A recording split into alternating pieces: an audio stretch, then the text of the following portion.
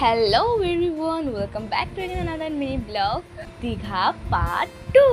আজকে আমরা রাতে উঠছি গাড়িতে। তো আগের পার্টে তো দেখলেই যে সমস্ত হাঁড়ি করা আর গ্যাস ওভেন টোভেন এগুলো আর কি গোছানো চলছিল ওখানে রান্না করার জন্য। এখন আমরা সপরিবারে বেরিয়ে পড়েছি দীঘা যাওয়ার উদ্দেশ্যে। তো এখন গাড়িতে ডিক্কির মধ্যে লাগেজ এগুলো তোলা হচ্ছে। আর এখন আমরা বসে পড়েছি যে যার সিটে।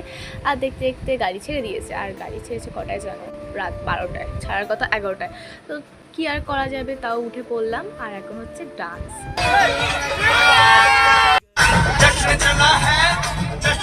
এখানে নাচ করতে করতে প্রায় আমরা নিউ টাউন পার করে টোল ট্যাক্সি চলে আসলাম। প্রথম টোল ট্যাক্স এটা বালি, তো এটা তো আসতেই হবে, এখান দিয়ে সমস্ত গাড়ি যায় আর কি।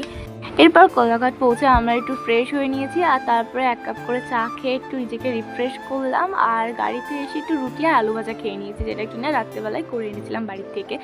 এটা খাওয়ার পরে এবার ঘুমাবো, কারণ প্রচুর ঘুম পেয়েছে। 3টে বাজে। আর দেখা হবে নেক্সট ভিডিওতে কালকে সকালে। আজকের মতো এতটাই, টাটা।